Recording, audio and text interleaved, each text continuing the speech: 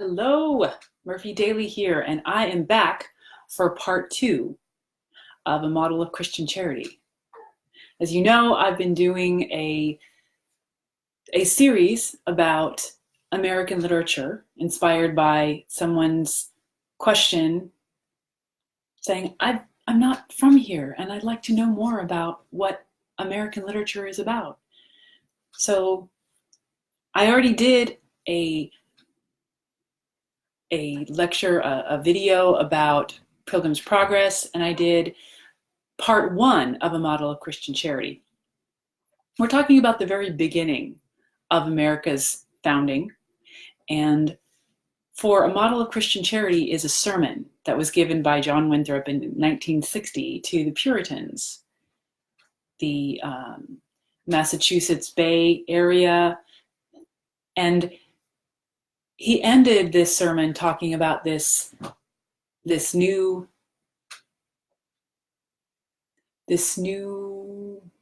enterprise of how to handle being New England, how to start a new way of handling a community with Puritan religion, and how to handle a new state. So I talked a bit about that and what that was like. Please see that video. But this one is talking about what was happening at that time in 1630. 1630. Now, I've wondered about this for a long time, actually. I had previously asked one of my professors, like, hey, what happened?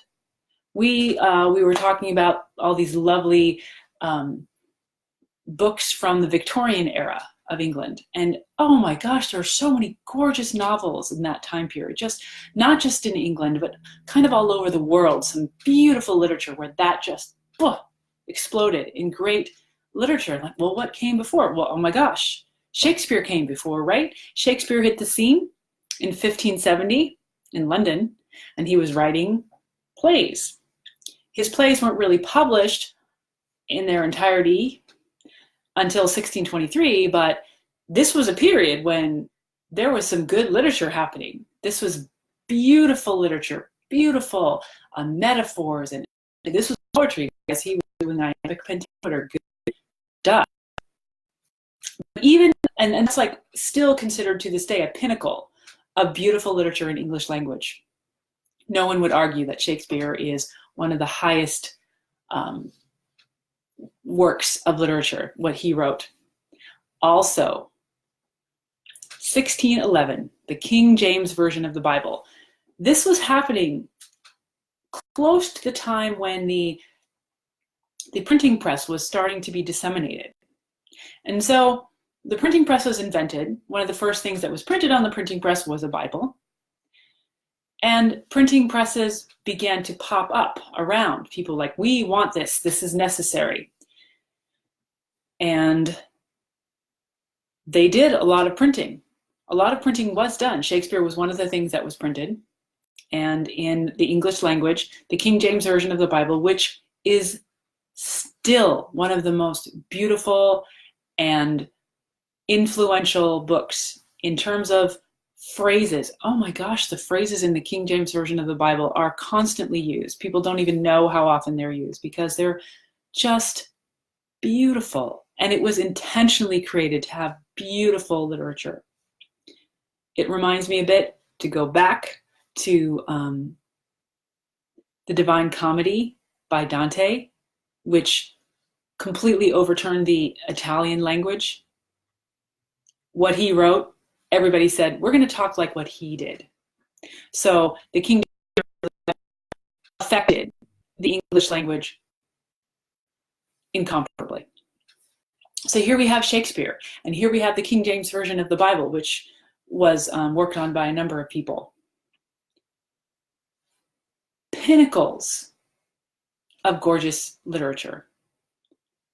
And then it falls off a cliff.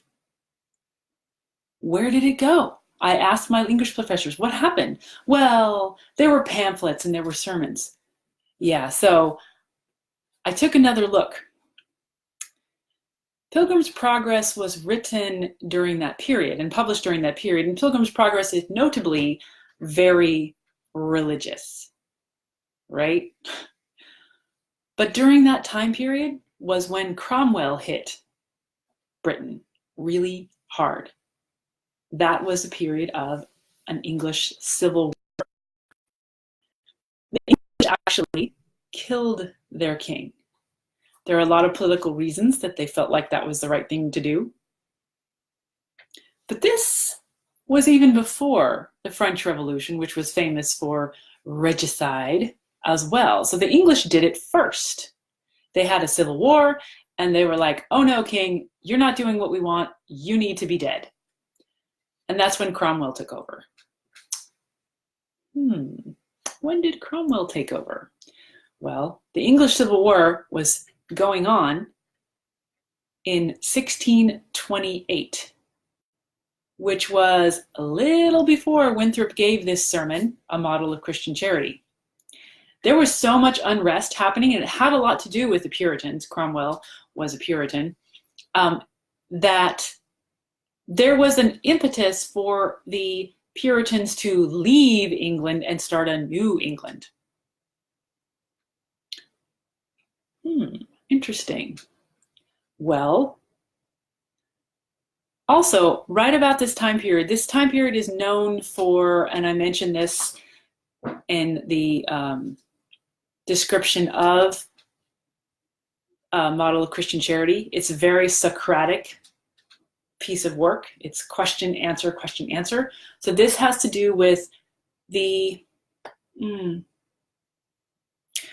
when the printing press was created, one of the first things they did was create a Bible.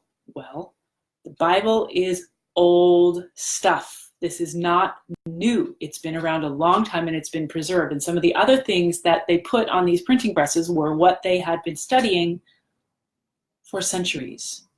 What they'd been studying for centuries was Greek and Latin. They went all the way back to the Greeks and got back into Socrates. And so, just like now, to make an analogy, right now, I would say we have the ability to mechanically reproduce music in a way that we haven't before, and music is so easy to disseminate. We have our phones, we have all the media streaming, and so I would say that popular music is suffering a bit because all of us as consumers of music can go back to the great music that there used to be. If we're not happy with what's coming out of the top 40 station, we can go listen to decades of the best music of forever. When the printing press first came out, they didn't, after a first little bit, we talked about Shakespeare, we talked about the King James Version of the Bible. They were reading Socrates. They were going all the way back and not creating new stuff. And then what they were creating was sometimes a regurgitation, a practice of what came. Everyone suddenly had access to this very rarefied world of the ancient masters, and they were doing it themselves. So the printing presses were caught up with political pamphlets and religious pamphlets. Not official, but people inventing their own religion, thank you very much. And what happened? A civil war. Once you get people all stirred up, it happened. They got stirred up and they took action. They killed their king. So they killed their king, and that didn't go as well as they hoped. So there was a lot of violence and there was a lot of unrest. And so they brought back a king. And when they brought back the king said, I'm going to censor everybody. They put in a Licensing of the Press Act of 1665, I think. And it was only supposed to last 2 years, but they censored everything down to just the bare bones. They only had one newspaper, so they censored the heck out of everything.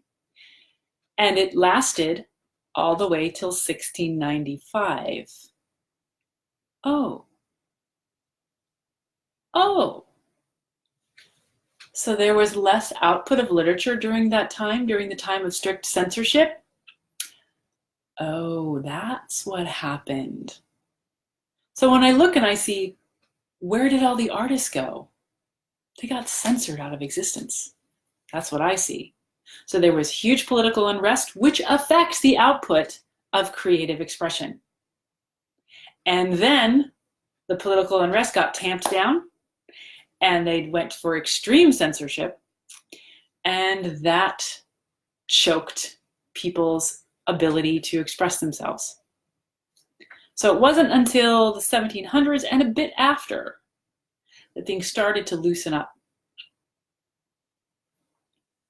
So although we're talking about America, the part of America that I'm discussing, which is the America culture that comes from the European expansion into America, was very affected by what was happening at England. This was New England, and Old England had a couple things that were happening that affected what the output was. So these sermons and these political pamphlets